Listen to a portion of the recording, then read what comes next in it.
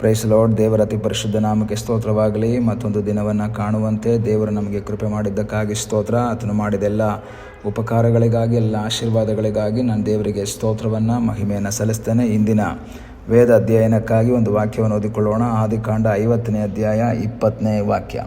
ನೀವಂತೂ ನನಗೆ ಕೇಡಾಗಬೇಕೆಂದು ಎಣಿಸಿದ್ದಿರಿ, ಆದರೆ ದೇವರು ಮೇಲಾಗಬೇಕೆಂದು ಸಂಕಲ್ಪಿಸಿದನು. ಯೋಸೇಫನ ಒಂದು ಮಾತನ್ನು ನಾವಿಲ್ಲಿ ಗಮನಿಸ್ತಾ ಇದ್ದೇವೆ. ನೀವಂತೂ ನನಗೆ ಕೇಡಾಗಬೇಕು ಅಂತ ಸಂಕಲ್ಪಿಸ್ತೀರಿ, ಕೇಡಾಗಬೇಕು ಅಂತ ನೀವು ಪ್ಲ್ಯಾನ್ ಮಾಡಿದ್ರಿ. ಯಾಕೆಂದರೆ 37ನೇ ಅಧ್ಯಾಯದಿಂದ ನಾವು ಓದ್ತಾ ಬರುವಾಗ ಸಹೋದರರ ಕ್ಷೇಮ ಸಮಾಚಾರವನ್ನು ತಿಳಿದುಕೊಳ್ಳುವುದಕ್ಕಾಗಿ ಸಹೋದರರು ಹುಡುಕಿಕೊಂಡು ಹೋದಂತಹ ಈ ಯೋಸೇಫನನ್ನು ಹಳೆಯ ದ್ವೇಷದಿಂದ ತಂದೆ ಇವನನ್ನು ಹೆಚ್ಚಾಗಿ ಪ್ರೀತಿ ಮಾಡಿ ನಿಲುವಂಗಿಯನ್ನು ಕೊಡಿಸಿದರು ಎಂಬ ಒಂದು ದ್ವೇಷ, ಮತ್ತೊಂದು ಇವರೇನಾದರೂ ತಪ್ಪು ಮಾಡಿದ್ರೆ ಅದನ್ನು ತಂದೆಗೆ ಹೇಳ್ತಾ ಇದ್ರು ಎಂಬ ಇನ್ನೊಂದು ದ್ವೇಷ, ಮತ್ತೊಂದು ಅವರೆಲ್ಲರೂ ಇವನಿಗೆ ಅಡ್ಡ ಬೀಳ್ತಾರೆ ಎಂಬ ಕನಸನ್ನು ಹೇಳಿದ್ದರ ದ್ವೇಷ, ಇವೆಲ್ಲವನ್ನು ಇಟ್ಟುಕೊಂಡು ಇವನನ್ನು ಮುಗಿಸಿಬಿಡುವಂತಹ ಪ್ರಯತ್ನದಲ್ಲಿ ಅವ್ರ ಮನಸ್ಸಿನಲ್ಲಿ ಮಾಡ್ಕೊಳ್ತಾ ಇರುವಾಗ ಯೋಸೇಫ ಒಂಟಿಯಾಗಿ ಅವರ ಕೈಗೆ ಸಿಕ್ಕಾಕ್ಕೊಳ್ತಾನೆ. ಚರಿತ್ರೆ ನಮಗೆ ಗೊತ್ತಿದೆ. ಅವನನ್ನು ಆಳ್ಬಾವಿಗೆ ಹಾಕ್ತಾರೆ, ಅಲ್ಲಿಂದ ಮಾರ್ತಾರೆ, ಪೋಟಿಫರ್ನ ಮನೆಗೆ ಹೋಗ್ತಾನೆ, ಅಲ್ಲಿಂದ ಸೆರೆಮನೆಗೆ ಹೋಗ್ತಾನೆ. 12-13 ವರ್ಷಗಳ ಕಾಲ ಸೆರೆಮನೆಯಲ್ಲಿರ್ತಾನೆ. ಹೀಗೆ ಸೆರೆಮನೆಯಲ್ಲಿದ್ದು ದೇವರು ತನ್ನ ಅದ್ಭುತದ ಶಕ್ತಿಯನ್ನು ಉಪಯೋಗಿಸಿ ಪುನಃ ಅವನನ್ನು ಅಲ್ಲಿಂದ ಬಿಡಿಸಿ ಐಗುಪ್ತದ ಮಂತ್ರಿಯಾಗಿ ಮಾರ್ಪಡಿಸ್ತಾನೆ. ಅದೇ ಸಮಯದಲ್ಲಿ ಬರಗಾಲ ಬರ್ತದೆ. ಹಾಲು ಜೇನು ಹರಿಯುವಂತಹ ಕಾನಾನ್ ದೇಶದಲ್ಲಿ ಬರಗಾಲ ಬರ್ತದೆ. ಇದೆಲ್ಲ ದೇವರ ಚಿತ್ತ ಅನ್ನೋದನ್ನು ಮರಿಬಾರ್ದು. ಈ ಸಮಯದಲ್ಲಿ ಸಹೋದರರು ಯೋಸೇಫನ ಬಳಿಗೆ ಹೋಗ್ತಾ ಇದ್ದಾರೆ, ಅಥವಾ ಐಗುಪ್ತ ದೇಶಕ್ಕೆ ಆಹಾರವನ್ನು ತರುವುದಕ್ಕಾಗಿ ಹೋಗ್ತಾ ಇದ್ದಾರೆ. ಅಲ್ಲಿ ಸಹೋದರ ಮಂತ್ರಿಯಾಗಿದ್ದಾನೆಂಬ ವಿಷಯ ಇವರಿಗೆ ಗೊತ್ತಿಲ್ಲ. ಹೀಗೆ ಅಲ್ಲಿ ಆ ಆಹಾರವನ್ನು ಕೊಂಡುಕೊಂಡು ಎಲ್ಲ ಆದಮೇಲೆ ನಂತರ ಕೊನೆಯ ಆ ಸಮಯಗಳಲ್ಲಿ ಆತನು ಹೇಳುವಂತಹ ಕಾರ್ಯಗಳನ್ನು ನಾವು ನೋಡಬಹುದು. ಆಯಿತು, ಅವರೆಲ್ಲರೂ ಒಟ್ಟಿಗೆ ಅಲ್ಲಿ ಹೋದರು, ಸೇರಿದ್ರು, ಎಲ್ಲ ಸಂತೋಷವಾಯಿತು. ಕೊನೆಯದಾಗಿ ಯೋಸೇಫ್ ಅಂತ ನನ್ನ ಸಹೋದರಿಗೆ ಹೇಳುವಂಥದ್ದು ಮಾತೇನು ಅಂದರೆ, ನೀವಂತೂ ನನಗೆ ಕೇಡಾಗಬೇಕೆಂದು ಎಣಿಸಿದ್ರಿ. ಅದರ ಅರ್ಥ ನಾನಿಲ್ಲಿ ಮಂತ್ರಿಯಾಗಿರಬೇಕು ಅಂತಲ್ಲ ನೀವು ನನ್ನನ್ನು ಮಾರಿದ್ದು. ನಾನು ಚೆನ್ನಾಗಿರಲಿ ಅಂತ ನೀವು ನನ್ನನ್ನು ಇಲ್ಲಿಗೆ ಮಾರಿ ಕಳಿಸ್ಲಿಲ್ಲ. ನಾನು ಹಾಳಾಗಬೇಕು, ನನ್ನ ನಾಶ ಆಗಬೇಕು, ನಾನು ಉಳಿಬಾರ್ದು, ನಾನು ಸಾಯಬೇಕು ಎಂಬ ಒಂದು ದ್ವೇಷದಿಂದ ನೀವು ಮಾಡಿದ್ರಿ. ಆದರೆ ದೇವರು ಮೇಲಾಗಬೇಕೆಂದು ಸಂಕಲ್ಪಿಸಿದನು. ಹಾಗಾದರೆ ಸಹೋದರರಿಗೆ ಯೋಸೇಫನ ಬಗ್ಗೆ ಒಂದು ಪ್ಲ್ಯಾನ್ ಇತ್ತು, ದೇವರಿಗೆ ಯೋಸೇಫನ ಬಗ್ಗೆ ಇನ್ನೊಂದು ಪ್ಲ್ಯಾನ್ ಇತ್ತು. ನನ್ನನ್ನು ಕೇಳುವ ದೇವರ ಮಗುವೆ, ನಿನಗೆ ವಿರುದ್ಧವಾಗಿ ಯಾರೆಲ್ಲ ಸಂಚು ಮಾಡಿದ್ರು, ಒಳ ಸಂಚು ಮಾಡಿದ್ರು, ಪ್ಲ್ಯಾನ್ ಮಾಡಿದ್ರು, ದೇವರ ವಾಕ್ಯ ಹೇಳ್ತದೆ ಮನುಷ್ಯನ ಮನಸ್ಸಿನಲ್ಲಿ ಅನೇಕ ಸಂಕಲ್ಪಗಳಿವೆ, ಆದರೆ ಯೆಹೋವನ ಆಲೋಚನೆಯೇ ಈಡೇರುವುದು. ಈ ದಿವಸಗಳಲ್ಲಿ ನಿನಗೆ ವಿರುದ್ಧವಾಗಿ ಒಳಸಂಚು ಮಾಡುವ, ನಿನಗೆ ವಿರುದ್ಧವಾಗಿ ಮಾತನಾಡುವ, ಕಾರ್ಯ ಮಾಡುವ ವ್ಯಕ್ತಿಗಳನ್ನು ನೋಡಿ ನೀನು ನಿರಾಶೆಗೊಳ್ಳಬೇಡ. ಯೋಸೇಫ ಯಾವತ್ತೂ ಅಣ್ಣಂದಿರಿಗೆ ವಿರುದ್ಧವಾಗಿ ನಿಲ್ಲಲಿಲ್ಲ. ಆರಂಭದಲ್ಲಿ ಸ್ವಲ್ಪ ಅವನನ್ನು ತಾನು ಸಹೋದರ ಅಲ್ಲ ಅನ್ನೋದು ತೋರಿಸ್ಕೊಳ್ಳೋ ರೀತಿಯಲ್ಲಿ ಬಿರುನುಡಿಯಿಂದೆಲ್ಲ ಮಾತಾಡಿದನು ಅಂತ ಬೈಬಲ್ ಹೇಳ್ತದೆ. ಆದರೆ ಯಾವತ್ತೂ ಸಹ ಅವರ ಮೇಲೆ ಆ್ಯಕ್ಷನ್ ತಗೊಳ್ಳುವಂತಹ ಪ್ರಯತ್ನ ಅವನು ಮಾಡಲಿಲ್ಲ.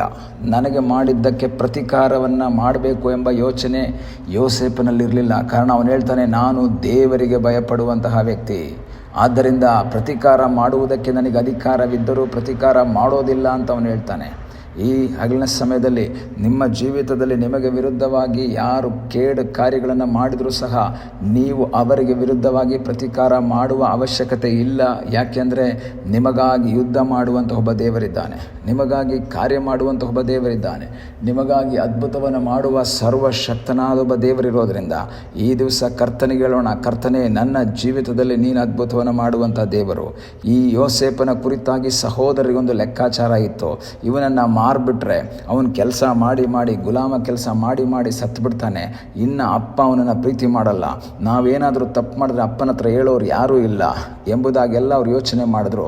ಆದರೆ ದೇವರ ಪ್ಲ್ಯಾನೇ ಡಿಫ್ರೆಂಟ್ ಆಗಿತ್ತು. ಇವನನ್ನು ಅಲ್ಲಿಗೆ ಕಳುಹಿಸಿಕೊಟ್ಟದ್ದು ಇವರಾಗಿರಲಿಲ್ಲ, ಸಹೋದರರಿಗೆ. ಇವನು ಹೇಳ್ತಾನೆ, ನೀವು ನನ್ನನ್ನು ಮಂತ್ರಿ ಮಾಡುವುದಕ್ಕಾಗಿ ಕಳಿಸ್ಕೊಟ್ಲಿಲ್ಲ, ನಾಶ ಆಗಬೇಕು ಅಂತ ಕಳಿಸ್ಕೊಟ್ರಿ, ಬಟ್ ದೇವರು ಅದನ್ನು ಚೇಂಜ್ ಮಾಡಾಕ್ಬಿಟ್ರು. ಇವತ್ತು ನಿನಗೆ ವಿರುದ್ಧವಾಗಿ ಯಾರಾದರೂ ಮಾತಾಡ್ತಾ ಇದ್ರೆ, ಒಳಸಂಚು ಮಾಡ್ತಾ ಇದ್ರೆ, ನೀನು ನಿರಾಶೆ ಪಡಬೇಡ, ನೀನು ಭಾರ ಪಡಬೇಡ, ನೀನು ಭಯ ಪಡಬೇಡ. ನಿನಗಾಗಿ ಅದ್ಭುತವನ್ನು ಮಾಡುವ ಸರ್ವಶಕ್ತನಾದ ಒಬ್ಬ ದೇವರಿದ್ದಾನೆ. ನಿನಗಾಗಿ ಅಸಾಧ್ಯಗಳನ್ನು ಸಾಧ್ಯ ಮಾಡುವಂಥ ಒಬ್ಬ ದೇವರಿದ್ದಾನೆ ಎಂಬುದನ್ನು ಮರಿಬೇಡ. ನಿನಗಾಗಿ ಕಾರ್ಯ ಮಾಡುವಂಥ ಒಬ್ಬ ದೇವರಿದ್ದಾನೆ. ಯಾರೆಲ್ಲ ಕೇಡು ಮಾಡಿದ್ರು ದೇವರು ನಮಗೆ ಒಳ್ಳೆಯದನ್ನು ಮಾಡೋದಾದರೆ, ದೇವರು ನಮಗೆ ಅದನ್ನು ಮೇಲಾಗಬೇಕು ಎಂಬುದಾಗಿ ತೀರ್ಮಾನ ಮಾಡೋದಾದರೆ ಅದನ್ನು ತಡೆಯುವುದಕ್ಕೆ ಯಾರಿಂದಲೂ ಸಾಧ್ಯವಿಲ್ಲ. ಕಾರಣ ಅವ್ರು ಮಾರಿ ತಿಳ್ಕೊಂಡ್ರು ಯೋಸೇಪ ಸತ್ತೋಗಿದ್ದಾನೆ, ತಂದೆಗೆ ಇನ್ಫಾರ್ಮೇಷನ್ ಕೊಟ್ಟರು, ನಿಮ್ಮ ಮಗ ಸತ್ತೋಗ್ಬಿಟ್ಟಿದ್ದಾನೆ ಅಂತ ಇನ್ಫಾರ್ಮೇಷನ್ ಕೊಟ್ಟರು. ಆದರೆ ನಂತರ ನಾವು ನೋಡ್ತಾ ಇದ್ದೀವಿ, ಈಗ ಯೋಸೇಪನ ಮುಂದೆ ಬಂದವರು ನಿಂತಿದ್ದಾರೆ. ಸತ್ತೋಗಿದ್ದಾನೆ ಅಂತ ಕೆಲವು ವರ್ಷಗಳ ಹಿಂದೆ ಇನ್ಫಾರ್ಮೇಷನ್ ಕೊಟ್ಟಂತಹ ಅವರೇ ಬಂದು ಅಪ್ಪನಿಗೆ ಹೇಳ್ತಾರೆ, ನಿನ್ನ ಮಗನಾದ ಯೋಸೇಪ ಜೀವಿಸ್ತಾ ಇದ್ದಾನೆ ಅಂತ. ನೋಡಿ, ದೇವರು ಯಾವ ರೀತಿಯಲ್ಲಿ ಪ್ಲೇಟನ್ನೇ ಚೇಂಜ್ ಮಾಡಾಕ್ಬಿಟ್ರು.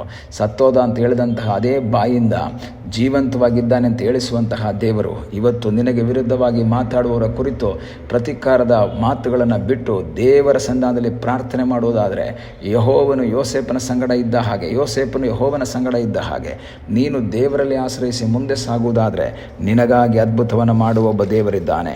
ನಿನಗೆ ವಿರುದ್ಧವಾಗಿ ಮಾಡುವಂಥ ಕೇಡನ್ನು ಮೇಲಾಗಿ ಕನ್ವರ್ಟ್ ಮಾಡುವಂತಹ ಸರ್ವಶಕ್ತನಾದ ಒಬ್ಬ ದೇವರಿದ್ದಾನೆ. ಆ ದೇವರಲ್ಲಿ ಆಶ್ರಯಿಸು.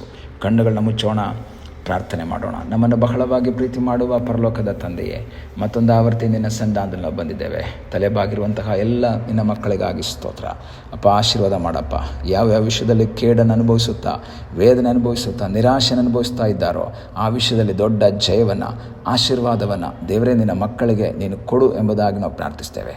ಅದ್ಭುತ ಮಾಡುವ ಸರ್ವಶಕ್ತನಾದ ದೇವರು ನೀನಾಗಿರುವುದಕ್ಕಾಗಿ ನಿನಗೆ ಸ್ತೋತ್ರ. ನಿನ್ನ ಸಾನ್ನಿಧ್ಯ, ನಿನ್ನ ಆಶೀರ್ವಾದ ನಿನ್ನ ಮಕ್ಕಳ ಜೀವಿತದಲ್ಲಿ ಅನುಭವಿಸುವ ಹಾಗೆ ದೇವರ ಸಹಾಯ ಮಾಡು. ಪ್ರಾರ್ಥನೆಯನ್ನು ಕೇಳಿದ್ದಕ್ಕಾಗಿ ಸ್ತೋತ್ರ. ಯೇಸುವಿನ ಮುದ್ದಾದ ಹೆಸರಿನಲ್ಲಿ ಬೇಡಿಕೊಳ್ಳುತ್ತೇವೆ ನಮ್ಮ ಪ್ರೀತಿಯ ತಂದೆಯೇ. ಆಮೇನ್. God bless you.